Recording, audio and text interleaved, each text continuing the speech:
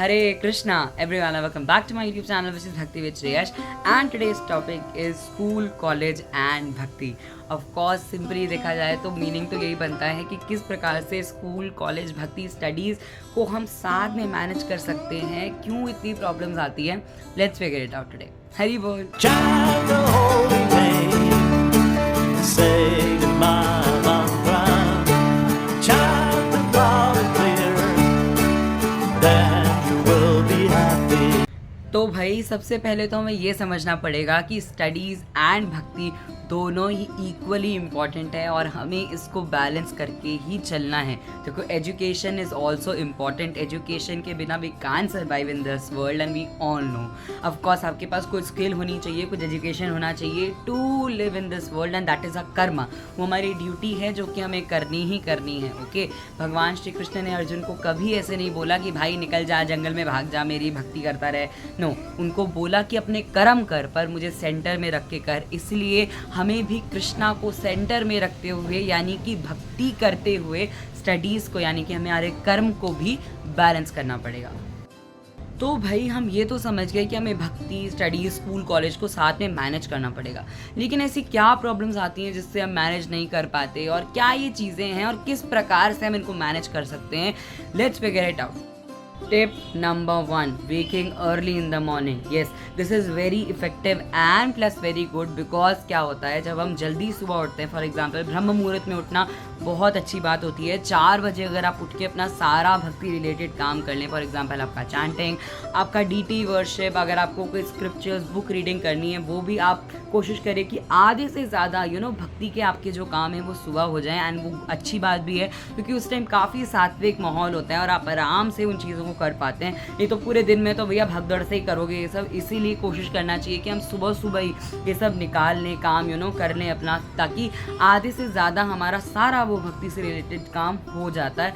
And हमें पूरे दिन में फिर भागदड़ करने की ज़रूरत नहीं पड़ती है. हम अपने टाइम को आराम से मैनेज कर पाते हैं. फॉर एग्जाम्पल, अगर आप 10 माला करते हैं तो आपने सुबह 6 माला कर ली और अब आपकी जितनी माला बची हैं वो आपको शाम को थोड़े से टाइम में करनी है. तो इस तरीके से आप अपने दिन को मैनेज कर पाएंगे. एंड ट्रस्ट मी, ये आपका दिन प्रोडक्टिव बना देगा और आपको असली में लगेगा कि आपका दिन बड़ा हो गया है. बिकॉज आपके जो काम है वो आधे से ज़्यादा भक्ति से रिलेटेड जो आप करते हैं वो सुबह हो जाएगा एंड आपको टाइम मैनेज करने में प्रॉब्लम नहीं आएगी. And that's what which I personally do.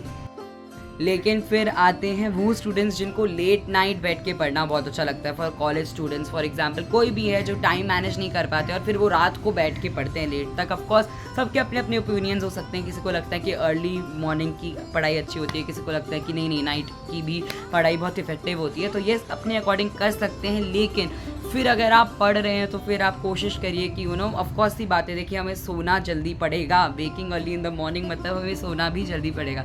इसलिए कोशिश करनी चाहिए. ऑफकोर्स आप पढ़ सकते हैं लेट नाइट को अगर आप बैलेंस कर पा रहे हैं, लेकिन फिर भी कोशिश करिए कि आप 5 से 5:30 बजे तक उठ जाओ ताकि आप फिर उन चीज़ों को कर पाओ.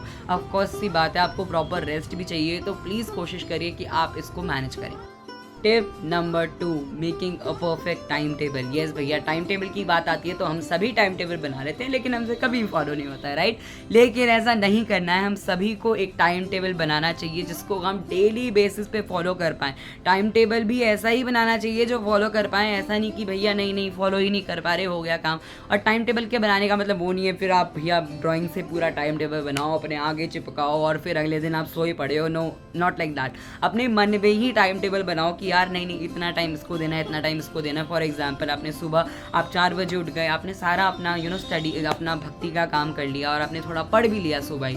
अब आपके पास पूरा दिन है. आप स्कूल जाएंगे, आप स्कूल से वापस आएंगे, स्कूल से वापस आके चलो आप ट्यूशन चले गए, आपने ट्यूशन से आप वापस आए, उसके बाद आपके पास सेल्फ स्टडी के 3 से 4 घंटे बचते हैं, जो कि ऑफकोर्स सेल्फ स्टडी को भी टाइम देना पड़ता है.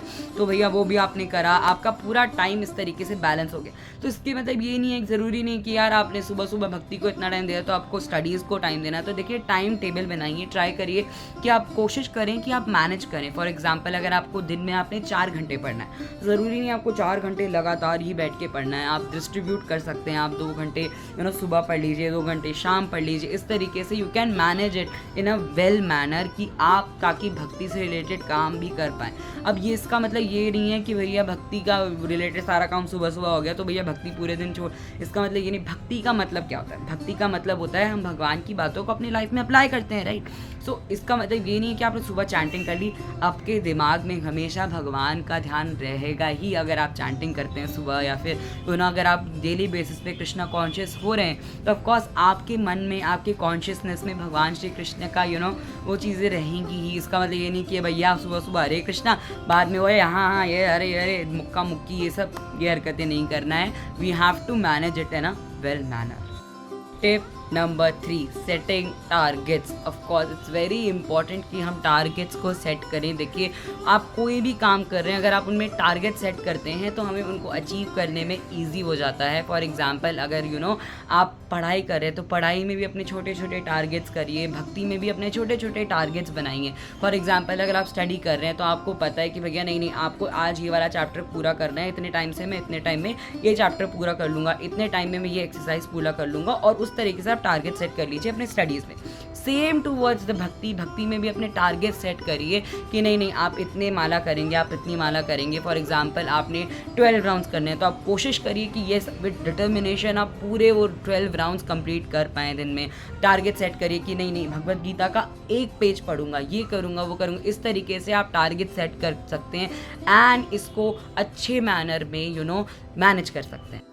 Tip number 4 which is giving equal time to everything. देखो बहुत ज़्यादा इंपॉर्टेंट है कि हम हर चीज़ को इक्वल टाइम दें, भक्ति को भी और स्टडीज़ को भी, क्योंकि हम सभी दोनों चीज़ों को हमें प्रायोरिटी में रखना है और हमें कोशिश करनी है कि हम दोनों चीज़ को कर सकें। इसलिए हम लोगों को इन चीज़ों को इक्वल टाइम देना है। इसका मतलब ये नहीं है कि भैया नहीं या तो आप पढ़ रहे हैं, या तो आप भक्ति कर रहे हैं, या तो आप माला पकड़ के बैठे हैं, या तो बुक पढ़ करके बैठे। नहीं, आपको अपने आप को भी टाइम देना है। ऑफकोर्स सी बात है, हर चीज़ को जब आप इक्वल टाइम देंगे तब ही जाके आप अच्छे से उसको चीज़ को कर पाएंगे डेली बेसिस पे, क्योंकि 1-2 दिन करने से कोई फ़ायदा नहीं है। 1-2 दिन तक आप वही अच्छे से अपना टाइम टेबल पूरा फॉलो कर पाएंगे और उसके बाद वो करेंगे। इसलिए हर चीज़ का ध्यान रखना है, हमें हेक्टिक नहीं करना है, उस चीज़ को अपने ऊपर बर्डन नहीं बनाना है। इसको हमें अपने आप के ऊपर एक बर्डन ना बनाने की बजाय इसको अपने आप का लाइफस्टाइल बनाना है। Tip number 5 which is routine. Yes, बहुत से लोग पूछते हैं कि भाई प्रभु जी आपका क्या रूटीन है, या फिर हम लोगों को कैसे रूटीन होना चाहिए कि हम बैलेंस कर पाएँ। देखिए रूटीन की जब बात आती है तो हम अपने रूटीन्स को खुद सेट करते हैं, हम लोग किसी का रूटीन देख के नहीं। लेकिन yes of course if you are in a school life, college life, तब आपको रूटीन थोड़ा अपना सेट करना पड़ता है accordingly, according to your time, according to कैसे आप अपनी चीज़ों को करते हैं। तो पर्सनली मैं अगर अपना रूटीन बताऊँ तो मैं सुबह 4 से 4:30 बजे उठ जाता हूँ। I chant my rounds, after that मैं 5-6 4-5 माला करके मैं आई गो टू बाथ, मैं नहाकर उसके बाद भगवान की सेवा करने आता हूँ, मंगला आरती करता हूँ, उसके बाद भगवान को स्नान कराना, श्रृंगार करके तब तक मुझे 5:30 तक ये मेरा सब हो जाता है डीटी वर्शिप। उसके बाद मेरा जो टाइम बचता है उसमें मैं अपनी बचे हुए माला कर लेता हूँ एंड उसके बाद मेरी जो माला बचती है, फॉर एग्जांपल मैं अभी 12 राउंड्स चैंट करता हूँ। सो अगर मेरी माला बचती है, फॉर एग्जांपल अभी मैं 10 राउंड्स सुबह में चैंट कर लेता हूँ, तो फिर मैं 2 राउंड्स जो मेरे बचते हैं वो मैं बाद में चैंट करता हूँ। उसके बाद मैं स्कूल चले जाता हूँ, स्कूल से मैं वापस आता हूँ, फिर वापस आके खाना खा के आई टेक रेस्ट। यस, थोड़ी देर मैं रेस्ट लेता हूँ, सोता हूँ और उसके बाद उठ के फिर मैं ट्यूशन जाता हूँ, क्योंकि ऑफकोर्स वो नींद को कंपनसेट करना आपको भी, अगर आपको लगता है तो आप भी उस नींद को वहाँ पर कंपनसेट कर सकते हैं। उसके बाद मैं ट्यूशन जाता हूँ, ट्यूशन से वापस आता हूँ, ट्यूशन से वापस आकर अपने डीटीज़ की संध्या आरती करता हूँ। संध्या आरती के बाद yes I sit like for 3 hours और 2 hours personally for self studies, क्योंकि सेल्फ स्टडीज़ थोड़ा इंपॉर्टेंट हो जाता है, तो उसको करना उस टाइम पे मैं रखता हूँ कि नहीं इससे ये टारगेट जो है वो सेट करके रखता हूँ और उसके अकॉर्डिंगली मैं अपना करता हूँ। उसके बाद मैं करीब 11 बजे तक सो जाता हूँ। I am on the bed till 11 और 11:30, लास्ट मैक्सिमम 11:30 होता है कभी कभी। वैसे मैं 11 बजे तक सो जाता हूँ एंड विच इज़ जो मुझे मेरा रूटीन में हेल्प करता है। सेव आप भी कर सकते हैं, अगर आपको लगता है कि आप किस तरीके से मैनेज कर सकते हैं उसी तरीके से आप भी मैनेज कर सकते हैं अपनी चीज़ों को। यस, अगर बुक रीडिंग की बात आती है तो बुक रीडिंग में चलते फिरते वैन में भी कर लेता हूँ, कभी कभी जा रहा होता हूँ तो स्कूल बसेस में भी कर लेता हूँ। तो इस तरीके से I manage the things together so that बहुत ज़्यादा वो हेक्टिक ना हो जाए या फिर उन चीज़ों को मैं डेली बेसिस पे कर पाऊँ और जो मेरा वो ग्रिप है उस रूटीन पे वो टूटे ना।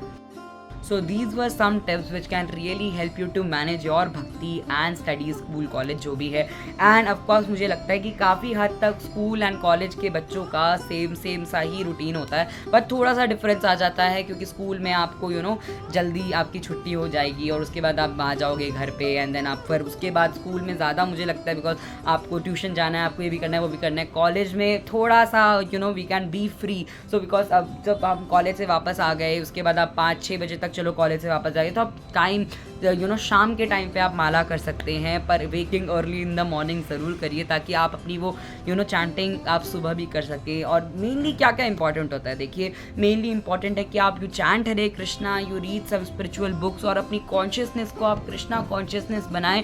ये चीज़ें ज़्यादा इंपॉर्टेंट हैं, इसलिए mainly is chanting and reading your scriptures. And आप मंदिर जा सकते हैं संडे को, क्योंकि बहुत से स्टूडेंट्स हैं जो भैया ऑफकोर्स सी बात है स्टूडेंट लाइफ है तो डेली बेसिस पे तो आप मंदिर नहीं जा सकते, लेकिन ऑफकोर्स संडे वीकेंड्स पे आप कोशिश करिए कि आप टेंपल जाइए, भगवान के दर्शन पाइए, कीर्तन अटेंड करिए, प्रसाद पाइए ताकि आप कृष्णा कॉन्शियसनेस को एंजॉय कर सकें।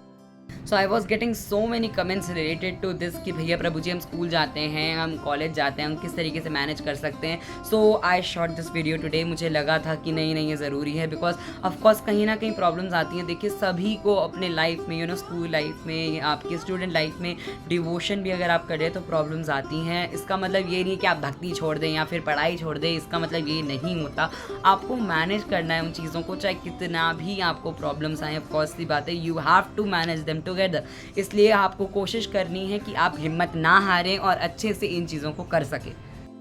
तो और एक और चीज़ मैं बता दूं, कभी भी ये मत सोचना कि भक्ति आपके ऊपर बर्डन है, बिकॉज दैट इज़ समथिंग जो आपको प्रेम दे रही है। भगवान का, कृष्ण का प्रेम जब आपको मिलता है you can feel that in your life और आप उसको खुद अपने आप के अंदर वो चेंजेस देख पाएंगे। जो भी चीज़ आप कर रहे हैं उसके अकॉर्डिंगली आप अपने अंदर चेंजेस देख पाएंगे and that is something which is very merciful. कभी मत सोचिए कि भक्ति आपके ऊपर एक बर्डन है, बिकॉज सच बताऊँ तो भक्ति से बहुत ज़्यादा हमें हेल्प मिलती है। हमारी स्टडीज़ में हमारा कंसंट्रेशन लेवल बढ़ता है, हम धीरे धीरे कोशिश करते हैं एक एक चीज़ को सिंसेरिटी से करने की एंड भक्ति की वजह से हमारे अंदर सिंसेरिटी आती है and that is totally true. इसलिए कभी मत सोचिए कि भक्ति आपके ऊपर एक बर्डन है, जबकि आप इसको अपने लाइफस्टाइल के अंदर लाइए।